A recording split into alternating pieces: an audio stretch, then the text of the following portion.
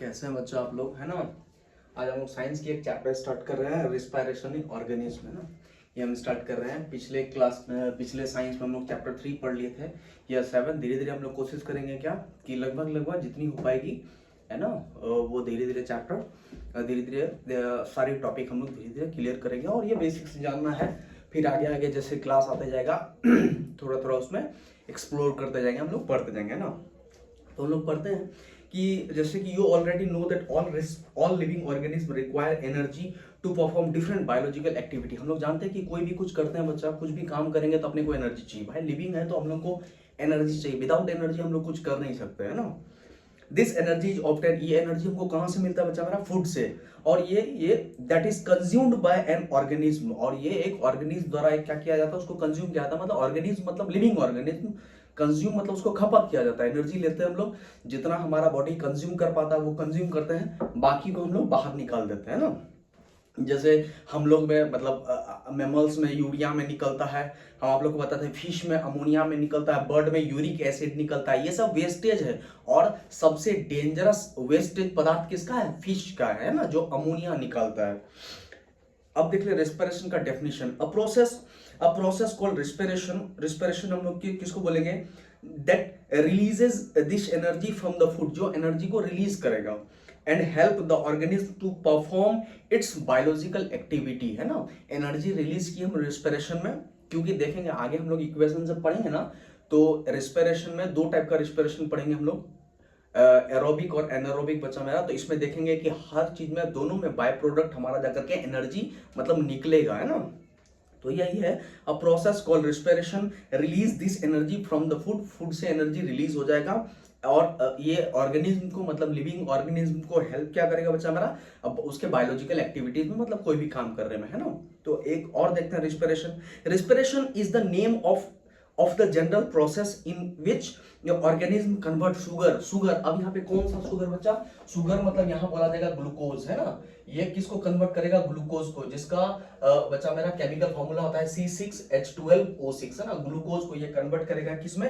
Biologically energy using oxygen. Biologically energy मतलब energy में, और ऑक्सीजन करके। अगर जहां पे ऑक्सीजन आ जाए, समझ जाना बच्चा, वो मेरा एरोबिक रेस्पिरेशन है। अभी जानेंगे हम लोग। This process occurs in all organism, ये सब ऑर्गेनिज्म, ये सारा जितना भी लिविंग ऑर्गेनिज्म है, सब में रिस्पिरेशन होगा बच्चा, including animals, plants, fungus, bacteria, ये सारे में होता है। During respiration energy is produce, और एनर्जी प्रोड्यूस होता है मतलब बाहर निकलता है ना। This energy is then used in different processes necessary to support life, और ये एनर्जी क्या होता है? डिफरेंट प्रोसेस में, डिफरेंट इसमें इसका यूज होता है, ठीक ना। In addition to producing energy, respiration also produces carbon dioxide and water as waste product. मतलब रिस्पिरेशन में हम लोग का देख ले, रिस्पिरेशन में अगर आपको बोलेगा कि रिस्पिरेशन का वेस्ट प्रोडक्ट क्या है बच्चा मेरा, तो कार्बन डाइऑक्साइड और वाटर, ये रिस्पिरेशन का है ना, इसमें निकलता है बाहर।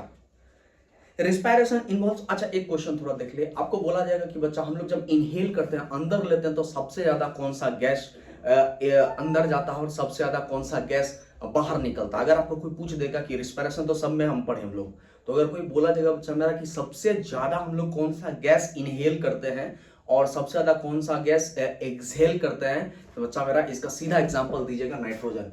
नाइट्रोजन है ना, नाइट्रोजन सबसे ज्यादा हम लोग नाइट्रोजन ही लेते हैं और सबसे ज्यादा नाइट्रोजन ही निकालते हैं। ऐसा इसीलिए क्योंकि ये सबसे ज्यादा हमारे इसमें है, क्या कितना 78% हमारे एटमॉस्फेयर में है, इसीलिए हम लोग, है ना।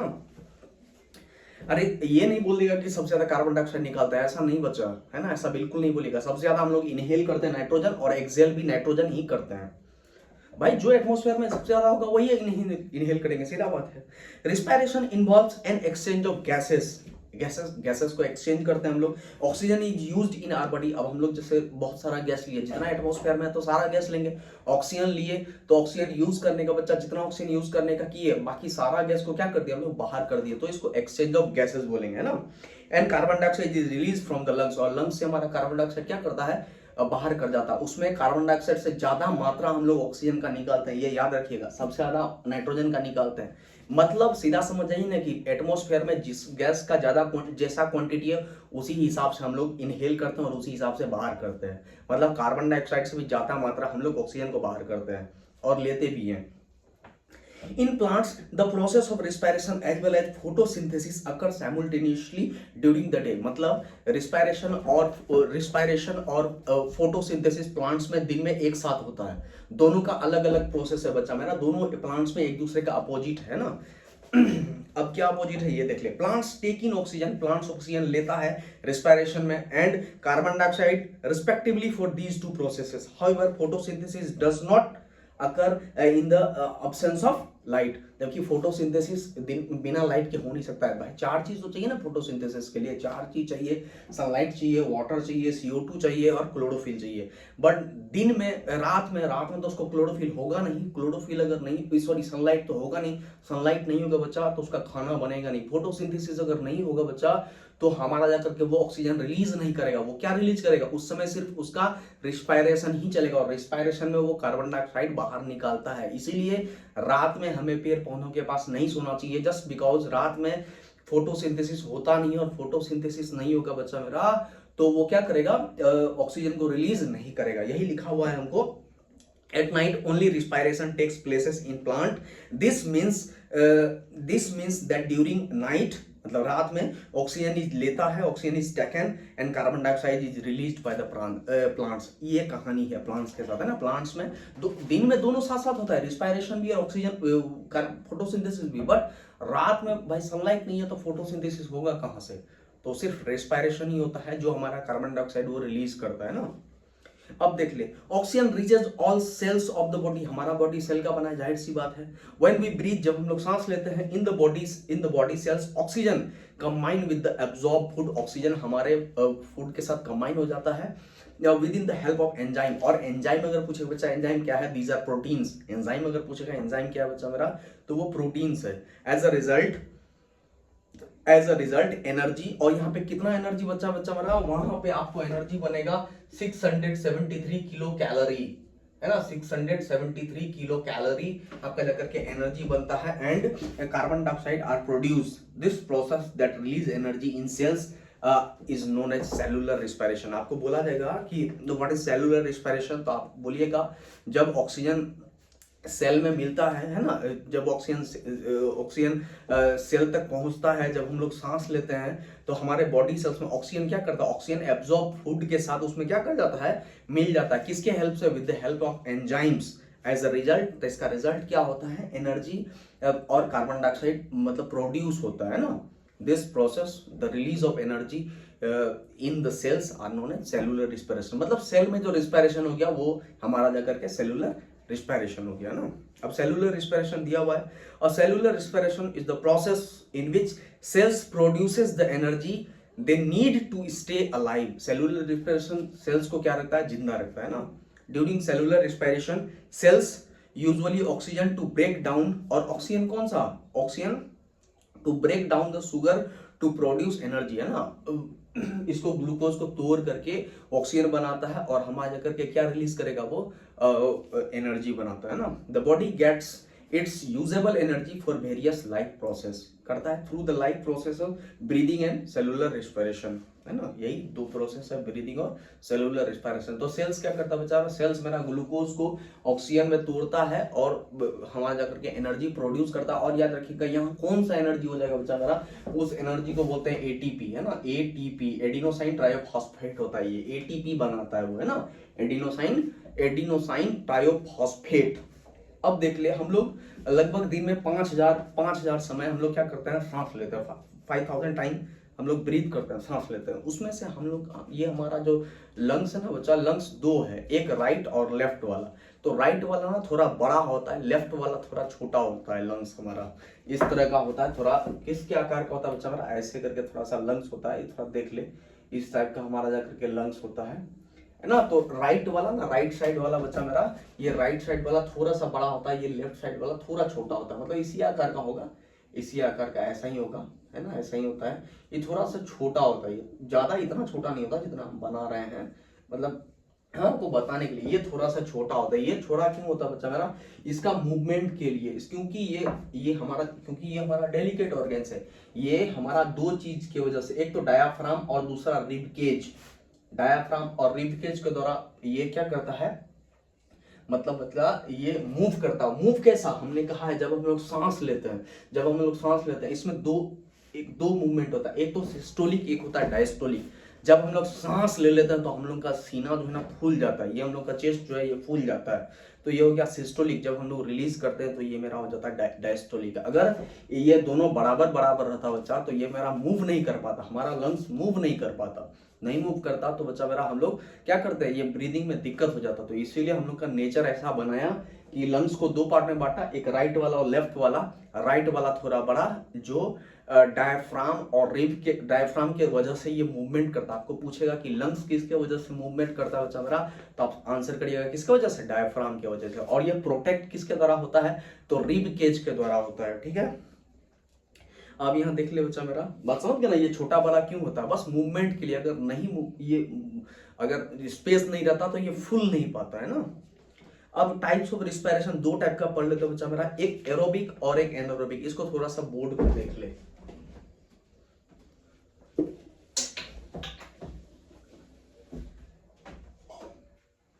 है ना, देख ले दो टाइप का होता है बच्चा मेरा, एक एरोबिक है ना, एरोबिक हो जाएगा, दूसरा वाला हो जाएगा बच्चा मेरा एनारोबिक। ये थोड़ा सा देख ले, देख ले बच्चा, यहाँ एरोबिक मतलब हो गया बच्चा मेरा, एरोबिक मतलब हो गया आपका जाकर के किस चीज का, यहाँ पे oxygen, in the presence of oxygen, in the, है ना, presence of oxygen, in the presence of oxygen, है ना। और बच्चा मेरा यहाँ क्या रहेगा, एब्सेंट, यहाँ ऑक्सीजन नहीं चाहिए, एब्सेंट रहेगा, है ना। तो इसको थोड़ा देख ले बच्चा मेरा, जब ऑक्सीजन एब्सेंट रहेगा, नहीं बनेगा, तब हमारा जाकर के क्या बनेगा, लैक्टिक एसिड। ये क्या बन रहा है हम आपको अभी थोड़ा देर में बताएंगे। और एनर्जी, एनर्जी है ना, एनर्जी, और एनर्जी हमारा कौन सा, किसके फॉर्म में बच्चा मेरा, एटीपी के फॉर्म में, ठीक है, एटीपी के फॉर्म में। और अगर ऑक्सीजन रहा, प्रेजेंस रहा, है ना, एरोबिक रहा, तो ये हमारा क्या बनाएगा, और CO2 प्लस वाटर हमारा जाकर के, और फिर वही ATP, है ना, एनर्जी हमारा जाकर के, अगर ऑक्सीजन रहा तो। अब इसको एक बार देख ले, एरोबिक में क्या होता है, एरोबिक में क्या होता है, एक समय ना बच्चा मेरा ऑक्सीजन रहते हुए भी उसका हम यूज नहीं करते हैं।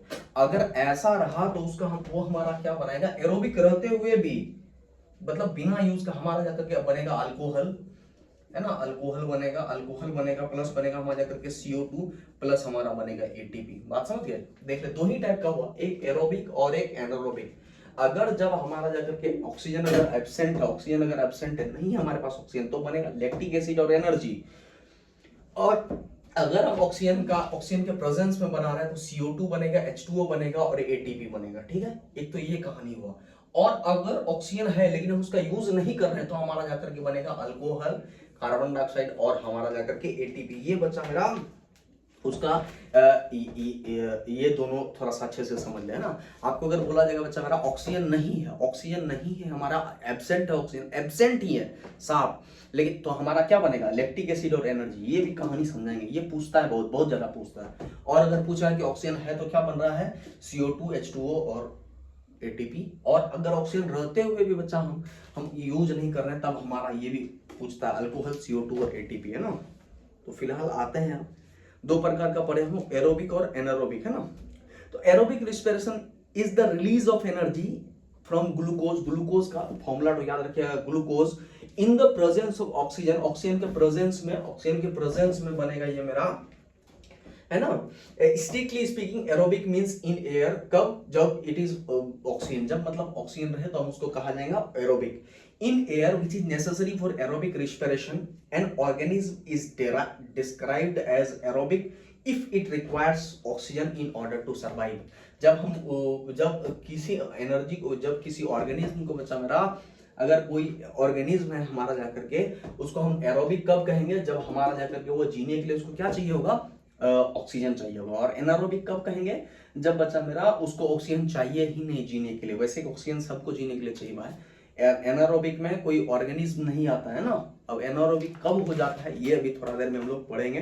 फिर एनारोबिक में आ जा, एनारोबिक क्या हो जाएगा, anaerobic respiration takes places in the absent of air. और in the absent of air मतलब कितना, जब उसमें ऑक्सीजन ही नहीं रहे, बात खत्म है। क्योंकि भैया रिस्पिरेशन के लिए अपने को ऑक्सीजन चाहिए, है ना। Such as glucose an organism is described as anaerobic when it does not require oxygen to produce energy. जब उसको एनर्जी प्रोड्यूस करने के लिए बच्चा मेरा ऑक्सीजन नहीं चाहिए तब हम उसको बोलेंगे एनारोबिक। बात खत्म है इतना में। अब anaerobic respiration takes places in yeast, है ना, यीस्ट में एनारोबिक रेस्पिरेशन होता है। देख ले यीस्ट में रेस्पिरेशन हो जाएगा। ये is put in commercial use of the production of alcoholic beverage, alcoholic बनाने में। जब हमारा ये एनारोबिक रेस्पिरेशन, जब हमारा ऑक्सीजन ये नहीं तो हमारा ये नहीं बनेगा, एल्कोहल बनेगा हमारा जाकर के। It is also use for making breads, देख फुलाने के लिए, वो रोटी ब्रेड सबको फुलाने के लिए। फर्मेंटेशन ऑफ इडली डोसा, है ना। This type of anaerobic respiration is also called fermentation. अब देख बच्चा हम क्या बोल रहे हैं, आपको बोला जाएगा जैसे आपको बोला जाएगा कि ये सब इडली डोसा ये क्या बोलते हैं, ये अल्कोहल, हम ग्लूकोज से अल्कोहल बनाएं इन द एब्सेंस ऑफ ऑक्सीजन। आपको बोला जाएगा कि ये किस प्रोसेस से बनता है बच्चा मेरा, तो इस प्रोसेस का नाम आप क्या लीजिएगा, फर्मेंटेशन। ये फर्मेंटेशन मेथड से ये बनाया जाता है, अल्कोहल है ना। Another type of anaerobic respiration can takes place in human muscles. अब देख ले ह्यूमन मसल्स का कभी कभी हम लोग देखते हैं बच्चा बहुत दौड़ लेते हैं, बहुत ज्यादा दौड़ लेते हैं तो थक जाते हैं बच्चा मेरा, तो हमको ना तेजी में सांस लेना पड़ता है। तो देखिएगा आपका मसल सब ना क्रैम्प हो जाता है, दर्द करने लगता है। तो बच्चा मेरा दर्द करने का मतलब है वहां मेरा ऑक्सीजन कमी हो गया, और जब ऑक्सीजन कमी हो जाएगा ना तो उस जगह पे क्या बन जाता है हमारा जाकर के लैक्टिक एसिड। फिर थोड़ा देर के बाद जब हम लोग चलते हैं, जब उसको सफिशिएंट मात्रा में ऑक्सीजन मिल जाता है तब वो दर्द मेरा ठीक हो जाता है। बात समझ गए। तो अब आपको कोई पूछेगा कि दौड़ रहे हैं और आपका अचानक मसल्स में दर्द उठ गया, तो आपको दर्द उठ गया तो वहां किसके वजह से दर्द होता है बच्चा मेरा, तो आप बोलिएगा due to absent of oxygen, और मतलब वहां पे क्या जम जाता है, लैक्टिक एसिड जम जाता है ना, बस जब ऑक्सीजन नहीं मिलता है। तो अब देख ले वही डू यू नो में है anaerobic respiration is usefully making alcohol beverage. यही अल्कोहल मतलब ऑक्सीजन नहीं है तो anaerobic. Bakery items like bread cakes ये सब in plants yeast and bacteria anaerobic respiration result in the production of alcohol and carbon dioxide. और इस process को हम लोग क्या बोलेंगे, इस प्रोसेस को बोलेंगे बच्चा मेरा फर्मेंटेशन। तो आपको बोला जाएगा कि बच्चा मेरा अल्कोहल किस मेथड से बनाया जाता है, तो आप याद रखिएगा फर्मेंटेशन से, है ना। अब वही लिखा हुआ है why do we get muscle cramps after heavy physical exercise. अब अभी जो हम आपको बताए वही है बच्चा कि human muscle can respire anaerobically, however lactic acid is produced during this process and accumulate in the muscles. जब हम लोग बहुत कुछ एक्सरसाइज कर लेते हैं तो वहां पे हमारा मसल्स में लैक्टिक एसिड क्लॉट हो जाता है, जम जाता है, एक्यूमुलेट हो जाता है, जम जाता है। इसी वजह से वो हमारा दर्द करना शुरू हो जाता है, वहां ऑक्सीजन कम हो जाता है ना in the muscles. Because of this the muscle can not continue walking for long. मतलब दर्द हो जाएगा भाई तो बहुत देर तक हम अच्छे से काम नहीं कर पाएंगे। They get fatigue, थक जाता है वो, है ना। After some time causing muscle cramps, anaerobic respiration in humans is less efficient than aerobic respiration for releasing energy. This explain why human can run faster in a short distance. अब देख ले, अगर आपको बोलेगा कि आपको दो ट्रैक दिया गया, एक बोला 100 मीटर का, एक बोला बच्चा 1000 मीटर का, आप किस में जल्दी दौड़ जाइएगा। आप बच्चा मेरा 100 मीटर का रेस में ना बहुत जल्दी दौड़ जाइएगा, लेकिन आपको 1000 मीटर अगर दौड़ने बोलेंगे तो आपको थोड़ा समय लग जाएगा। ऐसा इसीलिए आप जो 100 मीटर दौड़िएगा बच्चा तुरंत दौड़ लीजिएगा। इसमें होगा कि आपका मसल क्रैम्प में थोड़ा समय लग जाएगा, क्योंकि ऑक्सीजन मतलब है आपके पास उतना कि आप उतना तक दौड़ सकते हैं, लैक्टिक एसिड तब तक आपका नहीं जमेगा।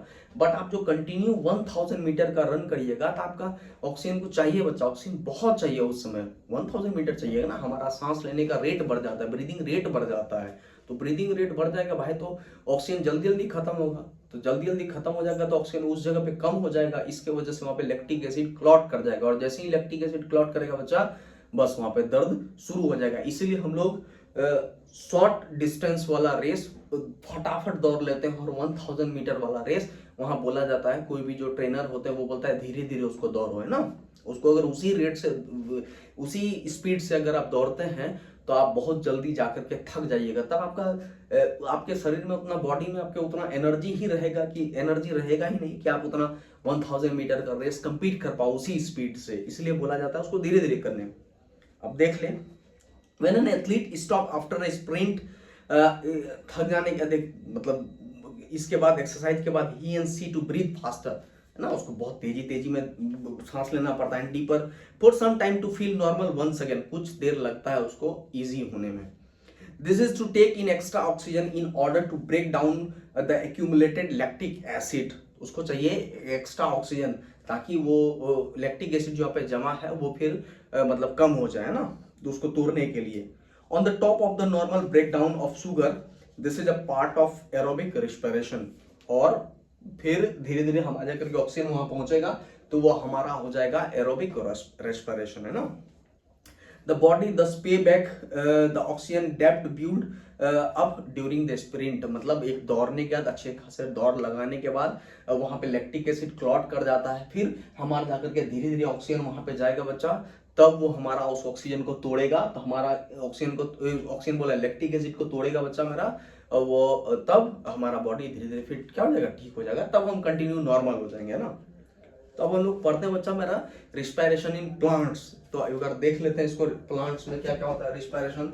अभी तो हम लोग रिस्पायरेशन का बेसिक्स देख रहे थे, दो टाइप का पढ़े हम लोग रिस्पायरेशन, फिर पढ़े हम लोग सेल्स में, कि सेल्स में भाई जब हमारे बॉडी में फूड मिलता, सेल आकर के हमारे आकर के किससे मिलेगा, फूड में मिलेगा with the help of protein, है ना, फिर वो कंज्यूम हो जाएगा। तो अगर सेल में जिस टाइप का रिस्पिरेशन वो हो गया हमारा जाकर के सेलुलर, ऑक्सीजन अगर नहीं रहेगा तो हमारा जाकर के क्या बनता है, वो यीस्ट में बनता है, अल्कोहल बनेगा यीस्ट से, उस मेथड को फर्मेंटेशन कहा जाएगा। जहां ऑक्सीजन नहीं रहता, एब्सेंट हो जाता है, तो बच्चा मेरा वो एनारोबिक हो गया, और वो हमारा कौन सा मांसपेशी मतलब मसल्स में दर्द किसके वजह से हो जाएगा, हमारा जाकर के लैक्टिक एसिड की वजह से हो जाएगा, और सब में एनर्जी रिलीज होगा, और एनर्जी किसके फॉर्म में, एटीपी के फॉर्म में, है ना, एडिनोसाइन ट्रायोफॉस्फेट।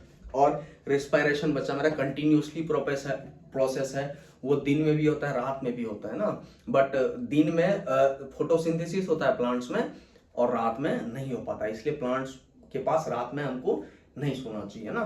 तो अब फिलहाल पढ़ते हैं हम लोग, और पढ़े कि हम लोग का लंग्स दो टाइप का है, जो बीन्स के आकार का है ना, इसी टाइप का फ्लैट टाइप का था, जो डायफ्राम की वजह से मूवमेंट करता है, और रिब केज के द्वारा प्रोटेक्टेड रहता है। फिर हम लोग पढ़े बच्चा मेरा पढ़े हम लोग क्या, उसके बाद जो मूवमेंट करता है, फिर सिस्टोलिक डायस्टोलिक करे हम लोग, है ना। अब हम लोग पढ़ते हैं थोड़ा respiration in plants. Plants as we know that we are also made up of cells, जानते हैं कि ये सब सेल से बना है। Like animals they respire in order to release energy, ये भी एनर्जी ही रिलीज करेगा बच्चा, और ग्लूकोज को ये तोड़ता है ना, सब ग्लूकोज को तोड़ता है। They also have cellular respiration, plant synthesise sugar, वही glucose which is used during respiration to produce energy, सब ग्लूकोज को ही तोड़ता है बच्चा मेरा।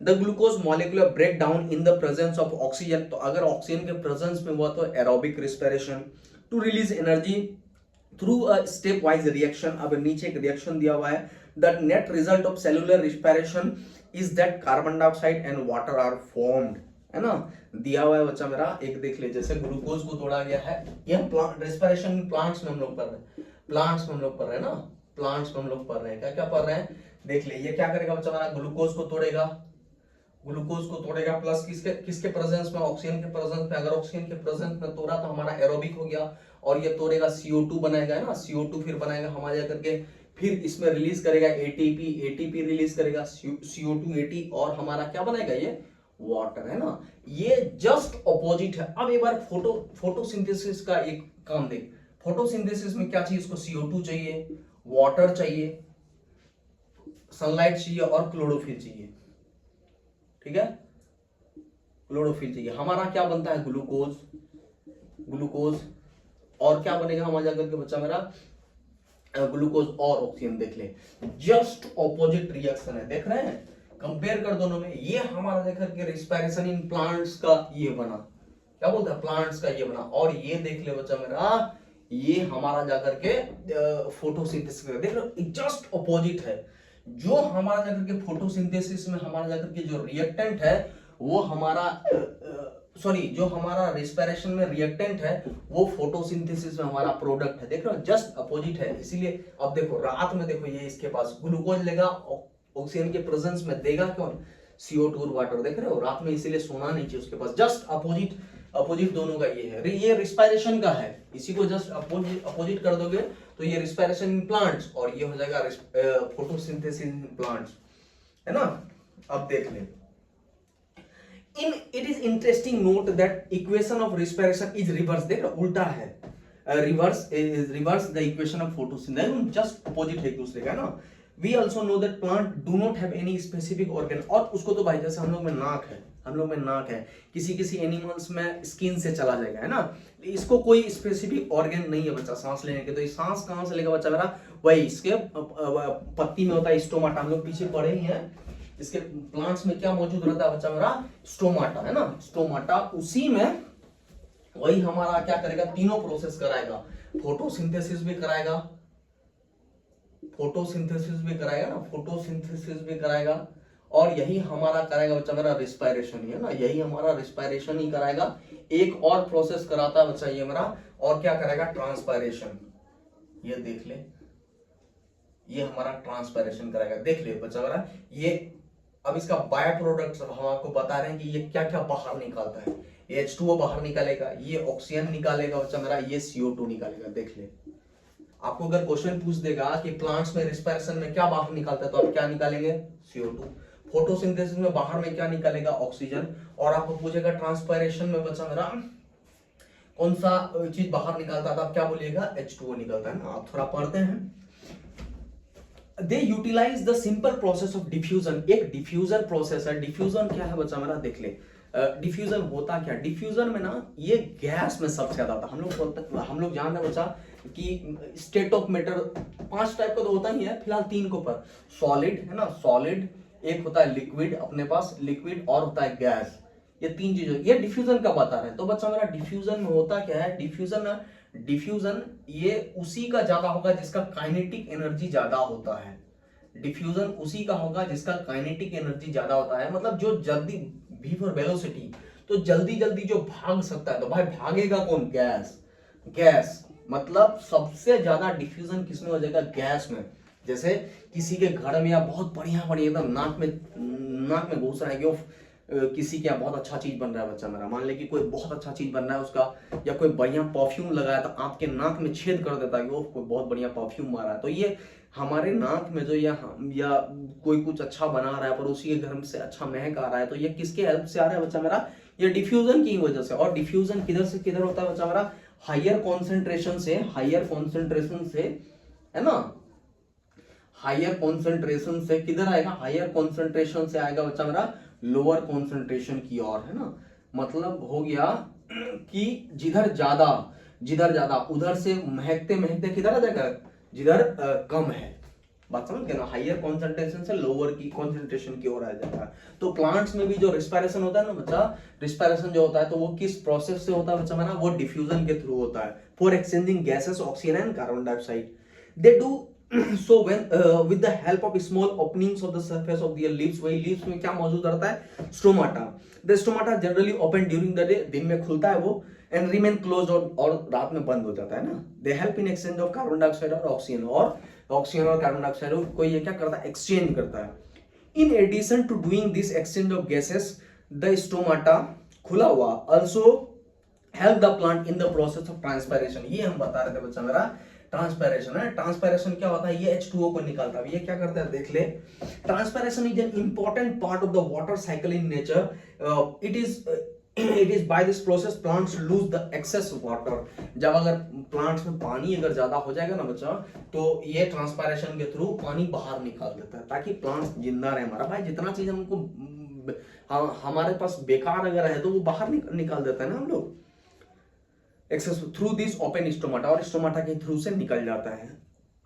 अब ठीक है ना, अब कुछ एक टेबल दिया हुआ है, टेबल थोड़ा देख ले, और कुछ अच्छा वाला एक बार देख ले बच्चा मेरा, इस फोटोसिंथेसिस को हम एक बार बता रहे हैं। आपको पूछाएगा बच्चा मेरा कि फोटोसिंथेसिस सबसे ज्यादा देख, सनलाइट में सात colour violet, indigo, blue, green, yellow, orange, red, ठीक है ना। अब पूछेगा कि फोटोसिंथेसिस सबसे ज्यादा किस कलर में होगा, तो बच्चा मेरा ब्लू और रेड में सबसे ज्यादा हाईएस्ट, ठीक है ना, हाईएस्ट फोटोसिंथेसिस के लिए सबसे ज्यादा बड़ी बढ़िया है ये। ऐसा इसलिए क्योंकि इसका ना पूछा कि क्यों, तो इसका ना वेवलेंथ सबसे ज्यादा होता है। ये आगे पढ़ेंगे हम लोग जब लाइट वगैरह चैप्टर से पढ़ेंगे ना, अब जब आगे वाला 9th-10th समय पढ़ेंगे तो सबसे ज्यादा रेड में आपको पूछेगा कि फोटोसिंथेसिस अगर होगा तो भाई 7 कलर में सन का लाइट आता है, तो 7 कलर में आएगा आपको पूछाएगा कि कौन सा कलर ज्यादा बढ़िया मतलब लाइट देख मतलब फोटोसिंथेसिस होगा, तो रेड कलर में। और सबसे कम किस में होगा बच्चा, बस आपको जान के हैरानी होगी, तो लोवेस्ट किस कलर में, सबसे कम फोटोसिंथेसिस किस कलर में होता है बच्चा मेरा, ग्रीन। मतलब ग्रीन कलर में सबसे कम फोटोसिंथेसिस प्रोसेस होगा, और सबसे हाईएस्ट ब्लू और सॉरी रेड और ब्लू है ना। और इसमें भी, इस दोनों में भी अगर मान ले कि सबसे हाईएस्ट पूछाएगा तो रेड क्योंकि इसका वेवलेंथ सबसे ज्यादा होता है, इसका सबसे कम होता है। जब आप लोग लाइट चैप्टर पढ़िएगा तो इस सबका आप लोग वेवलेंथ देखिएगा, है ना। फिलहाल यही था। अब देख लिए एक टेबल दिया हुआ है आपको, लाइट दिया हुआ है कब, जब डार्क रहे तो हम क्या बोले, रिस्पायरेशन होगा लेकिन फोटोसिंथेसिस नहीं होगा। और अगर फोटोसिंथेसिस नहीं हुआ बच्चा मेरा तो ऑक्सीजन नहीं रिलीज होगा, सिर्फ ऑक्सीजन लिया जाएगा, कार्बन डाइऑक्साइड छोड़ा जाएगा ना। फिर आ जाएगा डिम लाइट, कम लाइट में, तो दोनों बराबर, फोटोसिंथेसिस भी बराबर और ऑक्सीजन भी बराबर। जब दोनों बराबर भाई तो ना ज्यादा ऑक्सीजन ना ज्यादा कार्बन डाइऑक्साइड, ये कुछ नहीं, उसमें कोई रिजल्ट ही नहीं रहा। और ब्राइट लाइट रहेगा बच्चा मेरा तो फोटोसिंथेसिस बढ़िया होता है, किसके रेट से, रिस्पायरेशन के रेट से, है ना। तो अगर फोटोसिंथेसिस ज्यादा हुआ तो ऑक्सीजन ज्यादा हो जाएगा, फोटोसिंथेसिस अगर ज्यादा तो ऑक्सीजन मेरा ज्यादा निकलेगा, है ना। Carbon dioxide taken in and given out oxygen, मतलब कार्बन डाइऑक्साइड लिया जाएगा, ऑक्सीजन छोड़ा जाएगा, ऑक्सीजन का मात्रा ज्यादा। अब देख ले बिसाइड्स स्टोमाटा, मान लो कि कुछ ऐसा प्लांट है जैसे कैक्टस, देख ले इस तरह का बहुत सारा प्लांट है बच्चा मेरा। ऐसा प्लांट है कि जिसको स्टोमाटा नहीं है, प्लांट सही ना, तो उसका तो ब्रांच में बनता है ना। तो मान ले कुछ ऐसा प्लांट है बच्चा मेरा जिसको मान ले कि वो स्टोमाटा उसका नहीं है। मान ले जैसे रूट में स्टोमाटा कहाँ से पाइएगा, सो तो पॉसिबल ही नहीं है रूट्स में। तो some other parts of the plant like woody branches, हमने कहा ना जिसको स्टोमाटा नहीं है उसका वुडे है, मतलब ब्रांचे है direct, that are made up of dead cells, वो सब डेड सेल से बना होता है। जैसे मशरूम वाला नहीं होता, मशरूम का वो जो प्लांट्स होता है उसमें प्लांट्स है कहाँ पाए, सेप्रोट्रॉप्स है उसमें प्लांट्स है कहाँ, तो सारा गला खेपे करता है वो उसका ना उसमें एक उस ब्रांच में ही ये होता है जिसको लेंटिकल्स बोलते हैं ना, लेंटिकल्स बोलेंगे उसको। Also help in underlying living cell to exchange gases during respiration, वो लेंटिकल्स क्या करता है, वो रिस्पायरेशन में हेल्प करता है एक्सचेंज ऑफ गैसेस में, लेंटिकल्स में। जिसमें स्टोमाटा नहीं रहेगा तो this cell in the root of the plant is, और वो सब सेल कहाँ मौजूद होता है, रूट में बच्चा मेरा, रूट में। Also need oxygen to survive, root को भी चाहिए ना oxygen, part of the plant है तो चाहिए उसको जीने के लिए oxygen. They take in air from air spaces present between the soil particle, इस वो कहाँ से एयर लेता है बच्चा मेरा, लेगा तो वो भी एटमॉस्फेयर से, तो लेगा कहाँ से बच्चा मेरा, वो जो मिट्टी में जो वो होल रहता है, छोटा छोटा पोरस एकदम होल रहेगा, छेद रहेगा, उसी से वो ऑक्सीजन लेता है, इसीलिए कहा जाता है किसी प्लांट्स को एक्सेस पानी नहीं देने से। आप देखिए प्लांट्स में अगर एक्सेस पानी दे दीजिएगा तो बच्चा वो जो टाइनी पोरस रहेगा वो सबको आप बंद कर दीजिए, क्लोज कर देते हैं। अब क्लोजिंग कर देते तो भाई क्लोज कर दिए तो ऑक्सीजन वहां पहुंच ही नहीं पाएगा, जब ऑक्सीजन नहीं पहुंच पाएगा तो रिस्पायरेशन हो ही नहीं पाएगा, रिस्पायरेशन हो नहीं पाएगा तो प्लांट्स क्या आ जाएगा, टैम बोल देगा, है ना। Plants can therefore die if over water, जब ज्यादा पानी देते हैं। This happen because air spaces in the soil that get occupied by water, पानी से भर जाता है वो, and this prevent the plant root from taking air that they need, मतलब जितना उसको ये चाहिए अब उसको नहीं मिलेगा, है ना। एक चीज खाली लिख ले, प्लांट्स में क्या लिख लीजिएगा बच्चा मेरा, कि रिस्पायरेशन जो होता है ना, रिस्पायरेशन यहाँ प्लांट से जो पढ़ रहे थे, अब तो हम लोग एनिमल स्टार्ट कर देंगे, तो अब यहाँ एक लाइन खाली लिख लेंगे आप लोग। और जो ये सब लिखाते हैं ना बच्चा मेरा, ये एक कॉपी में लिखते जाइए, बहुत आपको काम देगा। देख ये आपको एकेडमिक में अभी आपको ये सब चीज नहीं बुझाएगा कि क्या पढ़ रहे हैं हम नहीं पढ़ रहे हैं, बट ये आप एक कॉपी में लिखते जाइए, जब आप हायर क्लास में जाइएगा, 9th-10th में जाते जाइएगा ना बच्चा, ये आपको बहुत हेल्प करेगा, है ना। हमने आपको कहा ना कि हम सिर्फ एकेडमिक के लिए नहीं आपको ये हेल्प कर रहे हैं, ये आपका चलते रहेगा बहुत बढ़िया से। आपको पूछाएगा कि रिस्पायरेशन जो होता है किस में ज्यादा होता है, प्लांट्स में कि एनिमल में, तो लिखेगा आप respiration respiration respiration in plants, respiration in plants is, है ना, इज स्लोअर देन सबसे कम, is slower than any organism. ये लाइन याद रहेगा बच्चा मेरा, सबसे कम होता है प्लांट्स में, सबसे respiration in plants in is slower than any organism, किसी भी ऑर्गेनिज्म से प्लांट्स में सबसे कम ये होगा, क्या बोलता है, रिस्पायरेशन सबसे कम बच्चा मेरा, है ना। अब आ जाता है हम लोग एनिमल्स में रिस्पायरेशन। देख ले, in small animal the exchange of gases takes places by diffusion. Diffusion याद रखिए बच्चा, बहुत इंपॉर्टेंट है ना। डिफ्यूजन किधर से किधर जाएगा, हायर से लो की ओर आएगा ना। डिफ्यूजन उसी में सबसे ज्यादा जिसका काइनेटिक एनर्जी सबसे ज्यादा होता है। और काइनेटिक एनर्जी का फॉर्मूला अभी हम लोग क्या पढ़े, के ई बराबर हम लोग पढ़े बच्चा मेरा, के ई बराबर पढ़े हाफ एम वी स्क्वायर, मतलब आधा मास इंटू वेलोसिटी का स्क्वायर, जिसमें सबसे ज्यादा, मतलब सबसे ज्यादा किसमें, गैस में होता है। Diffusion through their overall body surfaces. In large animal, there are organs which help in breathing oxygen from air inside the body, so that cellular respiration can take places easily. अब देखिए कुछ जैसा ऐसा छोटा plants है ना बच्चा, उसमें क्या, उसका ऑर्गन क्या हो जाएगा, किसी का स्किन हो जाएगा, किसी में आपका जाकर के ट्रैकिया हो जाता है, किसी में गिल्स हो जाता है। लेकिन और जो हम लोग होते हैं, मैमल्स में होते हैं बच्चा मेरा, इसमें अपने पास है नाक। अब देख ले, small organism like amoeba, unicellular है अमीबा, एंड हाइड्रा देख ले, oxygen इंटर्स and carbon dioxide goes out through the simple process of diffusion. वही डिफ्यूजन से हाई से लो की ओर आएगा, है ना। इन अर्थवॉर्म एंड लीच में देख ले, किस में आ जाएगा ये सब, skin is the organ for exchange of gases, it is smooth moist and rich supply of the blood. मतलब आपको पूछाएगा बच्चा मेरा, अर्थवॉर्म और लीच में उसका रिस्पिरेटरी ऑर्गन कौन है, तो आप स्किन बोलिएगा, बात समझ गया ना, आपको पूछ दिया जाएगा तो ये। इन फिश, प्रॉन्स और क्रैब्स, इस सब में कौन होता है, गिल्स। फिश, क्रैब्स, इस सब में कौन हो जाएगा, गिल्स।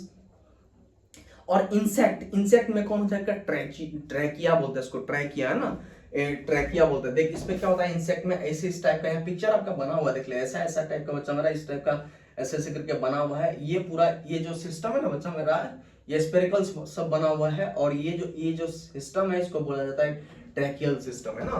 तो आपको बोला जाएगा insect have a network of branch tubes called trachea for respiration. These trachea open on the surface of their body through porous. वही छोटा छोटा इसमें छेद होता है, उसी के थ्रू से एक्सचेंज ऑफ गैसेस होगा इसमें, है ना। Some animal have very well developed spongy organs called lungs, जैसे हम लोग में, for respiration. In mammals, a structure like diaphragm and rib cage support the process of breathing.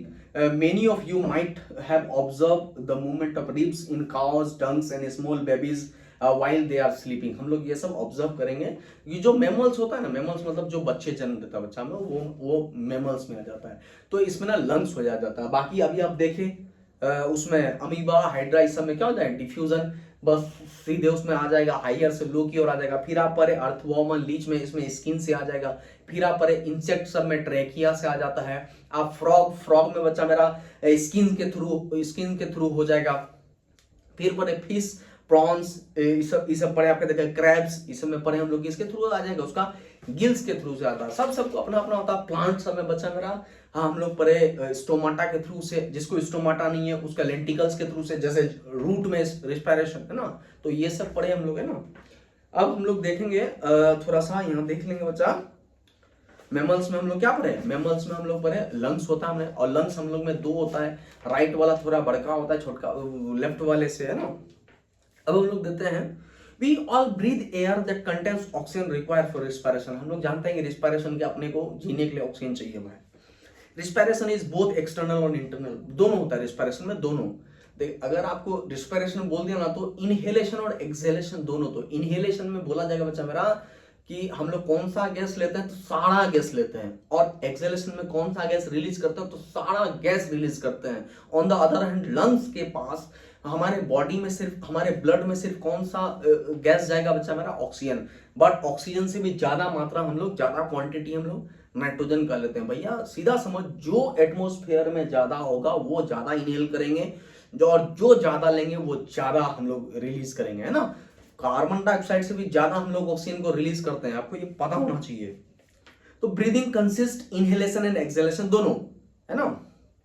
जब अंदर लेते हो वो मेरा इंटरनल रिस्पिरेशन, जो बाहर की वो मेरा एक्सटर्नल रिस्पिरेशन, है ना। It is continuous through out the life of an individual, मतलब ये कंटिन्यूस प्रोसेस है बच्चा, सही बात है। 5 मिनट सांस रोक लेंगे तो टैम बोल देंगे, बोड़ा में चल जाएंगे, है ना। Taking off air rich in oxygen is called inhalation, जो अंदर लिए वो inhalation, and gives out and rich in carbon dioxide, उसको हम लोग क्या बोलेंगे, एक्सहेलेशन, जो बाहर निकाले वो हमारा एक्सहेलेशन। यहाँ रिच इन ऑक्सीजन, ऐसा मत समझ कि ऑक्सीजन सबसे ज्यादा लिए है, बिल्कुल नहीं, हम लोग सबसे ज्यादा नाइट्रोजन लिए हैं, बात समझ गए ना। बस हमारा लंग्स के बाद से सारा गैस रिलीज हो जाता है, और सिर्फ हमारा ब्लड में आरबीसी, हमारा हीमोग्लोबिन में क्या चला जाएगा, सिर्फ हमारा ऑक्सीजन, बाकी ऐसा बिल्कुल नहीं समझेंगे आप।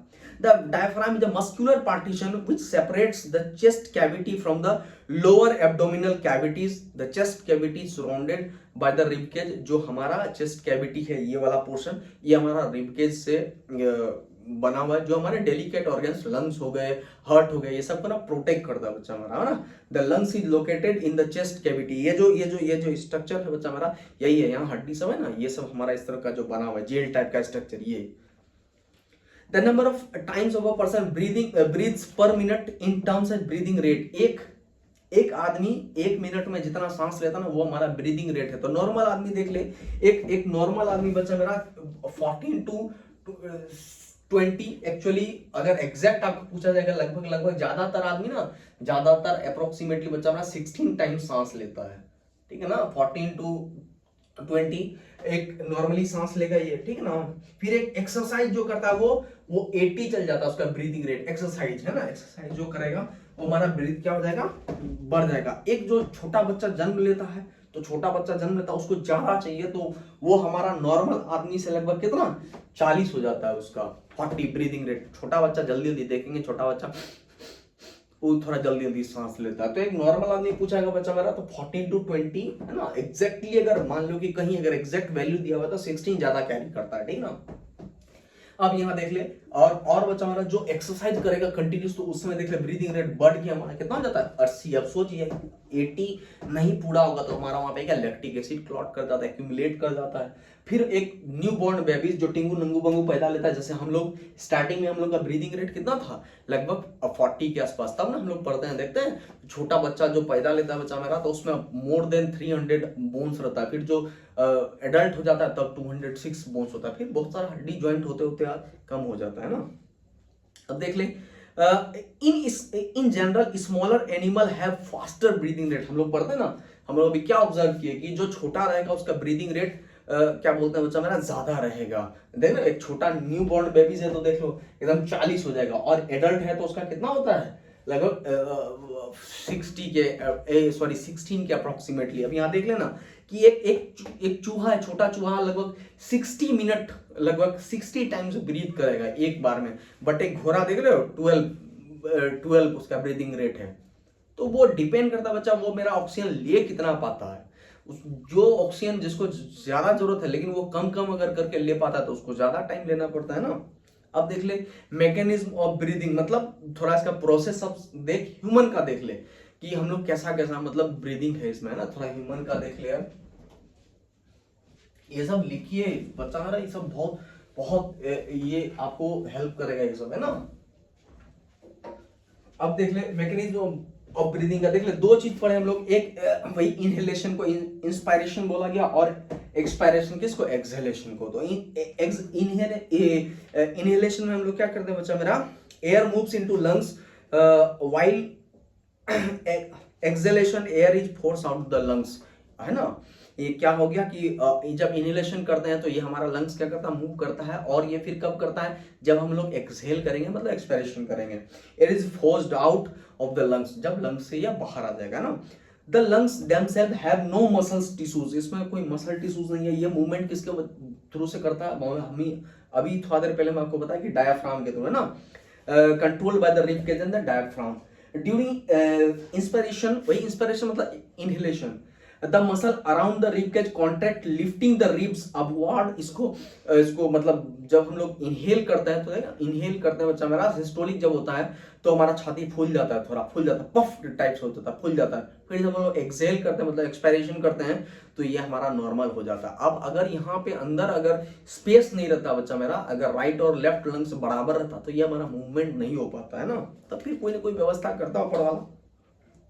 and lowering dome of the diaphragm until it forms a nearly flat sheet। जब ये मतलब फिर बराबर नहीं हो जाता, फिर जितना है वैसा हो जाएगा, फिर कंटिन्यूसली यही एक ब्रीदिंग रेट तब काउंट होता है। देख ले, जब हम लोग एक बार सांस लेते हैं फिर छोड़ते हैं तो ये हमारा एक ब्रीदिंग रेट है। ये नहीं कि खाली सांस लिए और फिर एक फिर छोड़ दिए तो दो, ऐसा नहीं बचा। एक ब्रीदिंग रेट कंप्लीट कब होता है, जब हमारा इनहेलेशन और एक्सहेलेशन हो जाएगा तब एक काउंट हो जाएगा ना। As a result of these changes, the chest cavity expand because the lungs are attached to the chest cavities। देख रहे हो ना, इस एकदम पूरा chest cavity से ये attached है। They are also expanded due to the enlargement of the lungs। air pressure inside the lungs falls below the pressure of air outside। जब हम लोग बढ़ जाता है ये ना, बढ़ जाता है ये हमारा, जब हम लोग सांस लेते हैं तो इसका प्रेशर जो है, लंग्स का प्रेशर कम हो जाता है। किससे? आउटसाइड से, क्योंकि बच्चा जा नहीं सकता है। जितना इसको सांस लेना था, जितना इसको फूलना था वो फूल गया। अब इसका प्रेशर जो है कम हो गया। कब? जो हमारे बाहर जो एयर प्रेजेंट है उससे, है ना। This create a partial vacuum so the air from outside the body rushes into the lungs during expiration मतलब exhalation। The muscles that lift the rib cage उठाता है and lower the diaphragm relax। As a result, the rib cage and the diaphragm return to this original position and lungs contract। ये मतलब कैसे कैसे ये काम करता है। With each contraction of the lungs, the air inside them gets forced out. मतलब ये अपने से हिल डुल नहीं कर सकता हमारा लंग्स जो बच्चा मेरा, ये अपने से, क्योंकि अभी यहाँ बोला गया है इसमें कोई मस्कुलर टिश्यूज नहीं होता भाई, कोई मस्कुलर। अब यहाँ देख ले, ये हमारा इसमें ये मस्कुलर टिश्यूज है, ये जो बॉडी बन जाता है ये थोड़ा देख रहे हो अपने मन से ये मूव करता है बच्चा मेरा। लेकिन हमारा लंग्स में कोई मस्कुलर, एक भी मस्कुलर टिश्यूज नहीं है। तो भाई कोई मस्कुलर टिश्यूज नहीं है तो वो मूवमेंट कर नहीं सकता। तो उसको मूवमेंट कौन कराता है? डायफ्राम और चेस्ट कैविटी जो उससे अटैच रहता है। जब हम लोग इनहेल करते हैं तो हमारा डायफ्राम उसको क्या कराता है? फुला देता है, मतलब पफ्ड करा देता है। और चेस्ट कैविटी उसको उतना मतलब शेप देता है, स्पेस देता है कि वो हमारा फैल सके उतना। फिर जब हम लोग रिलीज करते हैं तो डायफ्राम क्या करता है? उसको फ्लैट कर देता है, मतलब पूरा जैसा नॉर्मल था वैसा कर देता है। और चेस्ट कैविटी फिर डायफ्राम के अकॉर्डिंग वो उतना वहां हो जाता है और एयर को क्या कर देता है? फोर्स्ड आउट, मतलब बाहर निकाल देता है ना। यही उसमें लिखा हुआ था बच्चा मेरा। अब देख ले, why do you Yon. Yon मतलब होता है जब मतलब हांफी लेते हैं हम लोग। क्यों हांफी ले लेते हैं ना, तो अब यहाँ देख ले, व्हेन यू आर स्लीपी और ड्रॉजी, जब हम लोग थक जाते हैं मतलब थोड़ा सा सुस्त लगते हैं ना, the lungs do not take enough oxygen from air. उस समय एयर लंग्स हमारा प्रॉपर मात्रा में एयर से ऑक्सीजन उतना नहीं ले पाता बच्चा। This causes an increase of carbon dioxide in our body. और हमारे समय देखिए कभी कभी करके उठते हैं। इसका मतलब ये है बच्चा कि बहुत जितना हमको ऑक्सीजन मिलना चाहिए उतना हमको मिल नहीं पाता है, नहीं मिल पाता भाई, तो कार्बन डाइऑक्साइड का क्वांटिटी हमारे शरीर में ज्यादा हो जाएगा। The brain senses this increase and यही जो हमारा 5 जो सेंसेस है, 5 सेंसेस उसमें वो हमारा पढ़िएगा एक नर्वस सिस्टम है। जब आगे पढ़िएगा आप लोग, मेरे ख्याल से 10th में पढ़िएगा, CNS है ना, सेंट्रल नर्वस सिस्टम, हाँ उसी में पढ़िएगा। तो उसी में पढ़िएगा तो उसमें 2 नर्व्स होता है, एक मोटर नर्व्स करके होता है ना। तो यही the brain senses this increase and send a message that cause you need a deep long breath. तब आपको ब्रेन मतलब यही सेंस आपको बोला जाता है, वहां भेजा जाता है ब्रेन में, रे भाई तुमको बहुत लंबा ऑक्सीजन सांस लेना होगा वरना बोर्ड में चल जाएगा। तब हम लोग बहुत लंबा करके सांस लेते हैं और इसी लंबा सांस को हम लोग बोलते हैं यौन, है ना। It brings N oxygen and decrease, और ये हमारा क्या करता है? ऑक्सीजन को बढ़ाता है और कार्बन डाइऑक्साइड को हम लोग क्या करते हैं? मतलब रिलीज कर देते हैं, कम कर देते हैं। कंटेंट इन द ब्लड, है ना। फिर स्मोकिंग इफेक्ट लंग्स। अब देख ले बच्चा, जो बहुत बहुत गंदा चीज है ना, फिलहाल देख लेते हैं। वन स्मोक सिगरेट, एक आदमी अगर मतलब जब सिगरेट लेता, वो योनी वाला समझे ना कि हम लोग क्यों सांस लेते हैं, ऐसा इसीलिए बच्चा जब हम लोग में मतलब बहुत देर तक सांस नहीं, मतलब जब हम, मतलब क्या होता है हमारे शरीर में जब कार्बन डाइऑक्साइड बढ़ जाएगा, ऑक्सीजन कम हो जाएगा तो हम लोग सुस्त हो जाते हैं उसमें ना, उसमें क्योंकि प्रॉपर एनर्जी नहीं हमारे शरीर में रहता तब ना हम लोग सुस्त हो जाते हैं। तो सुस्त हो जाते हैं उस समय, तो होता क्या बच्चा मेरा, कार्बन डाइऑक्साइड बहुत बढ़ जाता है। तो उस चीज को तब हमारा मतलब सेंस ब्रेन को मैसेज भेजता है कि भाई साहब इसको कहिए कि थोड़ा ऑक्सीजन, कार्बन डाइऑक्साइड बढ़ गया, ऑक्सीजन घट गया है भाई, तो एक लंबा सांस मार जाए, तब हम लोग यॉर्निंग करते हैं ना। एक लंबा जो सांस लिया ऑक्सीजन को फुलफिल करने के लिए, कार्बन डाइऑक्साइड को कम करने के लिए बच्चा, इसी को यॉर्निंग बोला जाता है। फिर स्मोकिंग इफेक्ट लंग्स देख ले। When one smokes cigarettes, many chemical enters into our body through lungs। भयंकर भयंकर सब जाता है बाहर, कार्बन डाइऑक्साइड बहुत भयंकर भयंकर सब जाता है ना। बर्निंग ऑफ तंबाकू, तंबाकू में बच्चा एकदम देख लीजिएगा, तंबाकू में बोलेगा कि क्या पाया जाता है, तो निकोटीन होता है ना। तंबाकू में क्या पाया जाएगा आपको, निकोटीन पाया जाता है ना, निकोटीन। इसी में सबसे पहले तंबाकू में ही वायरस खोजा गया था बच्चा, टीएमवी तंबाकू मोज़ेक वायरस यहीं से खोजे थे इवॉन्स की वाले भाई साहब। प्रोड्यूसर लगभग 4000 केमिकल, सोच लेते हैं तंबाकू में कितना डेंजर चीज होता है। निकोटीन, कार्बन मोनोऑक्साइड एंड टार, सबसे डेंजरस गैस है कार्बन मोनोऑक्साइड, दम घोटू गैस उसको बोला जाता है ना। निकोटीन, कार्बन मोनोऑक्साइड और tar are some of these substances smoking damage the lungs. वो हमारे लंग्स को डैमेज कर देता है बच्चा। मेरा लंग्स देख लिया, हमारा लंग्स में ना एकदम हल्का हल्का पोरस छेद पाया जाता है, बहुत हल्का हल्का पोरस छेद है ना, ब्रोंकाई बोलते हैं उसको। And airways to great extent, smoke generally suffer from a variety of problems related to breathing. जो स्मोक करता है उसको आगे बहुत दिक्कत हो जाता है बच्चा, है ना। These problem can range from an annoying cough to grave illness like emphysema and cancer. ये सब इम्फिज्मा, कैंसर, ये सब बीमारी मतलब ला सकता है बच्चा। ये हमारे ब्रेन को मतलब सुस्त कर सकता है, भयंकर वाला है ना। अब देख लें, how is oxygen transported from lungs to the other part of the body, है ना। ऑक्सीजन कैसे मतलब ट्रांसपोर्ट हो जाएगा लंग्स से। देख ले क्या होता है, the blood while passing through the lungs, जब ब्लड हमारे लंग्स में आता है, जब हमारा हार्ट से निकलता है ना बच्चा, तो ये हमारा लंग्स आता है, लंग्स से ऑक्सीजन को लेने, तब ना वो हमारा फिर लंग्स में आता है, जो आर्मी में आता था, है ना। पिक अप द ऑक्सीजन, वहां से लंग्स से ऑक्सीजन को लेता है with the help of red pigment, जिसको हीमोग्लोबिन बोलते हैं ना। और हीमोग्लोबिन को ही बच्चा मेरा, आरबीसी को हम लोग क्या बोलते हैं, हम लोग हीमोग्लोबिन को क्या बोलेंगे बच्चा मेरा, ये रेस्पिरेटरी कैरियर है ना। को पूछा जाएगा कि रेस्पिरेटरी कैरियर का नाम क्या है, तो हीमोग्लोबिन है ना। जो जब ब्लड हमारा जाकर के लंग्स में आता है तो वहां पे ऑक्सीजन से मिलता है with the help of a red pigment, haemoglobin नाम है उस चचा का। Blood is red due to the presence of haemoglobin, जान ही रहे हैं। Haemoglobin transport oxygen to different part of the body, it also pick up some of the carbon dioxide produced by the cells during cellular respiration. जब cellular respiration होगा ना, तो यही haemoglobin क्या करेगा, कार्बन डाइऑक्साइड को पिक आउट करता है, और ये तब लंग्स तक पहुंचाता है, फिर लंग्स बाहर कर देता है ना। And transport it to the lungs for, वही एक्सपायरेशन जो भी बोले। ऐसा नहीं है बच्चा, जो हमारे सेल्स में वहां सेलुलर रिस्पायरेशन होगा तो वहां से कार्बन डाइऑक्साइड रिलीज होगा, तो कार्बन डाइऑक्साइड हमारे लंग्स तक पहुंचाएगा कौन बच्चा, वो भी हमारा पहुंचाएगा हीमोग्लोबिन, फिर वहां से लंग्स से तब बाहर हो जाता है ना। Haemoglobin thus acts as a respiratory carrier in our body. अगर आपको बोलेगा कि रेस्पिरेटरी कैरियर का नाम क्या है हमारे बॉडी में, तो आप क्या बोलेंगे, हीमोग्लोबिन, है ना। Why do we need to breathe out carbon dioxide, हम लोग कार्बन डाइऑक्साइड को क्यों बाहर कर देते हैं। The high level of carbon dioxide in body can toxic, जहर हो सकता है वो, and hence carbon dioxide need to remove. ऐसा नहीं है बच्चा कि सारा मात्रा में कार्बन डाइऑक्साइड आप रिलीज कर देता है, ऐसा नहीं है बच्चा, वो रह ही जाता अपने हमारे शरीर में, वो भी जरूरी है। It is brought to the lungs by blood and then removed when we exhale, और ये हमारे ब्लड के थ्रू लाया जाता है, और फिर यह क्या किया जाता है बच्चा मेरा, लंग्स से लाया जाता, ब्लड के थ्रू हमारे लंग्स तक लाया जाता है, फिर लंग्स से इसको क्या किया जाता है, बाहर कर दिया जाता है ना। अब थोड़ा सब देख ले कि कीवर्ड सब है। कीवर्ड में एक देख ले, एनारोबिक तो समझ ही गए, in the presence of oxygen, है ना। एरोबिक में, एनारोबिक में in the absence of oxygen. Breathing rate समझ के, number of times a person breathe per minute, एक मिनट में जितना बार लेगा भाई।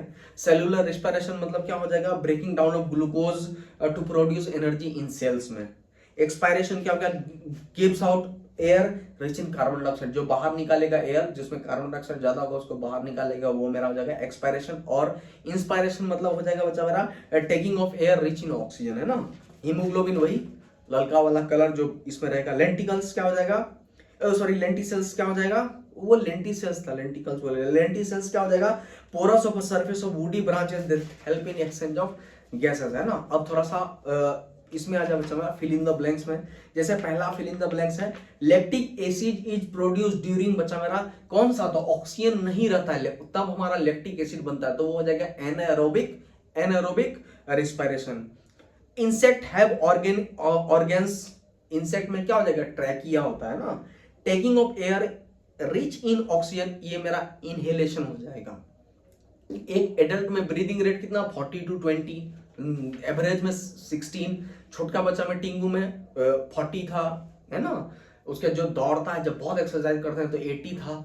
छोटा सा ऑर्गेनिज्म में ब्रीदिंग रेट ज्यादा होता है। जैसे था चूहा में आपका जाकर के मेरे ख्याल से था शायद 60, और एक घोड़ा में था 12 ही बार था ना, 12 times. The movement of lungs किसके द्वारा कंट्रोल होता है, रिब केज और आपका जाकर के डायफ्राम के थ्रू। Dash act as respiratory carrier in body, तो किसके कौन रिस्पिरेटरी कैरियर है हमारे बॉडी में, हीमोग्लोबिन। फिर मैच में आ जाए लैक्टिक एसिड। लैक्टिक एसिड कब होता है बच्चा, जब हमारा मसल क्रैम्प हो जाएगा। स्टोमाटा कहाँ होता है, लीव्स में, जो ट्रांसपायरेशन करता है, रिस्पिरेशन करेगा, फिर जाकर के आपका जाकर के फोटोसिंथेसिस वही कराएगा। रेस्पिरेटरी कौन है, हीमोग्लोबिन। लेंटिसेल्स किसमें होता है बच्चा हमारा, जब ब्रांच में जो वो छोटा छोटा छेद होता है, मतलब छोटा छोटा छेद हो जाएगा ना, टाइनी पोरस ऑन ब्रांचेस। ये अल्कोहल क्या हो जाएगा बच्चा हमारा, फर्मेंटेशन ऑफ यीस्ट, यीस्ट के फर्मेंटेशन से हमारा। और याद रखेंगे उस समय वो ऑक्सीजन क्या रहता है, ऑक्सीजन रहता है लेकिन उसका जरूरी नहीं पड़ता है ना, ऑक्सीजन रहते हुए जरूरी नहीं होता है वो, तब वो हमारा यीस्ट से बनता है हमारा जाकर के अल्कोहलिक बिवरेज, है ना। फिर रिस्पिरेशन हेल्प्स इन, किस में हेल्प करता है बच्चा हमारा, एनर्जी ऑब्टेन करने में ना। Stomata perform the function of exchange of gases हो जाएगा। अब ग्लूकोज ऑक्सीजन, ये कौन सा ये है, ग्लूकोज ऑक्सीजन के साथ बनाता क्या है, CO2 वाटर और एनर्जी, तो ये एरोबिक हो जाएगा रिस्पिरेशन अगर ऑक्सीजन के प्रेजेंट में है तो। To survive plant root need oxygen, उसको भी चाहिए। ऑर्थवॉर्म एंड लीच किसके थ्रू हेल्प करता है बच्चा मेरा, वो स्किन से, है ना। तो ये आपका रिस्पिरेशन थोड़ा बहुत हो पाया, अच्छे से कर लेंगे आप लोग, ये थोड़ा बहुत हेल्प किया। देख बच्चा इसकी कॉपी बना लेंगे, फिर हम कोशिश करेंगे धीरे धीरे एक एक लेसन लेने का, और हम कोशिश करेंगे आपका एग्जाम से पहले ये खत्म कर देने का, है ना। चल फिर मिलते हैं अगले क्लास में, तब तक के लिए गुड नाइट आप लोग को।